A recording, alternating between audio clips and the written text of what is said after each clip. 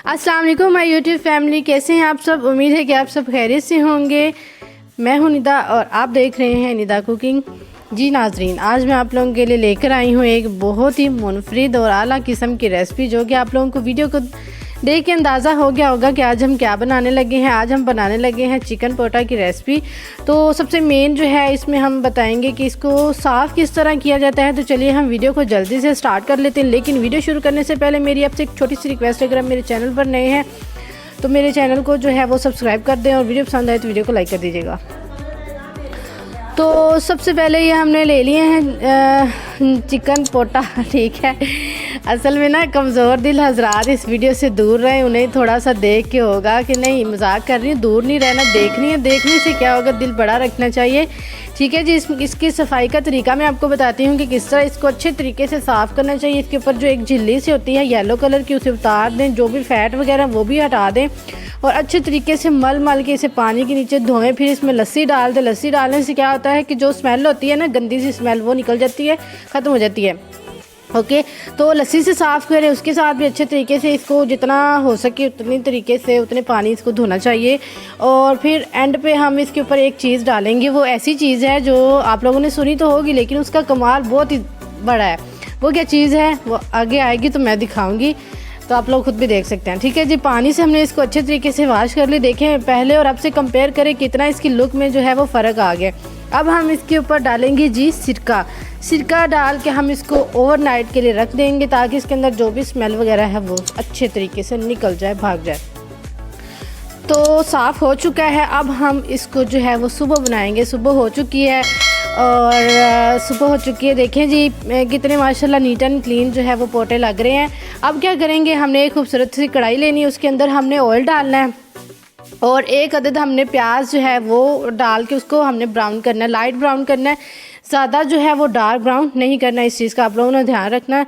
और फिर उसके बाद है अदरक और लहसुन, इसको हमने दोरी में जो है वो कूट लेना है और दरदरा सा इसको हमने कूट लेना है। और टमाटर देखें वो बिल्कुल ऐसे लग रहा है जैसे पता नहीं कोई फ्लावर, उसकी कटिंग ही ऐसी है, ठीक है जी। तो टमाटर को हमने डाल देना। प्याज हमें लग रहा था ऐसे जैसे जल रहे हैं, तो थोड़ा सा हमने पानी डाला। अब हम इसके अंदर अपने जो चिकन पोटे हैं वो डाल देंगे और इसको हमने अच्छे तरीके से इसकी भुनाई करनी है। बस ऑयल के अंदर ये दो चीज़ें डालनी है, एक तो डालना है टमाटर और दूसरा प्याज। इसके अलावा अभी और कोई चीज़ नहीं डालनी। और 1/2 टेबल स्पून जो है हम इसमें साल्ट शामिल कर देंगे, ठीक है जी।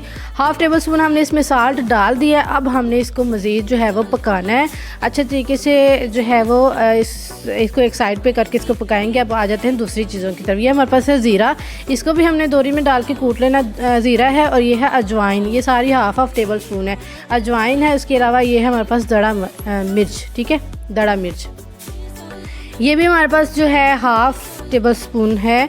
और इसको हमने जो है वो दरदरा से कर लेना है। इससे जो मसाले हैं उनका टेस्ट इन्हेंस हो के आता है। वैसे भी हम डाल सकते थे, लेकिन जाहिर सी बात है जब टेस्ट में कोई डिफरेंस लाना हो तो कुछ डिफरेंस करना पड़ता है, डिफरेंट करना पड़ता है, डिफरेंस नहीं। ओके, तो फिर हमने जो मसाले कूट लिए थे वो डाल देंगे। अभी हमने इसमें जो अदरक और लहसुन को हमने इसको कूटा था ना, वो इसको डाल के इसको अंदर फ्राई करेंगे। ये हमारे तकरीबन 70 to 80% गल चुके हैं ये पोटे।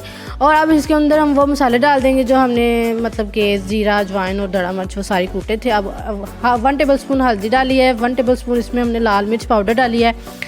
और क्या डालेंगे, बस ये 2 चीज़ें ही हैं, हाँ, हल्दी और लाल मिर्च पाउडर। टोटल हमारे पास 5 मसाले थे। कौन कौन से, ज़ीरा था, अजवाइन थी, दड़ा मिर्च, लाल मिर्च और हल्दी। बाकी तो जो होते हैं ये गर्म मसाले हैं, वो दूसरे ठंडे मसाले हैं। अच्छा जी, वो प्याज और वो अदरक और लहसुन वगैरह। थोड़ा सा हम इसमें पानी डालेंगे और इसको मज़ीद जो है वो पकाएंगे। आप लोग इसको ऐसे भी खा सकते हैं, ऐसे नहीं, मेरा मतलब है रोटी के साथ ही खाना है। लेकिन इसके अंदर हम थोड़ा सा पानी डालेंगे।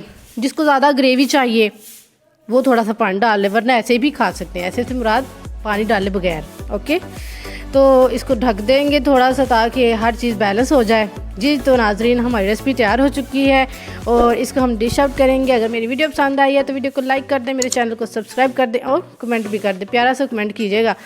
और हाँ, एक और बात, ये लाजमी बताइएगा आप लोग किस किस सिटी से मुझे देख रहे हैं। तो मिलते हैं नेक्स्ट वीडियो में, तब तक के लिए इजाज़त चाहूँगी।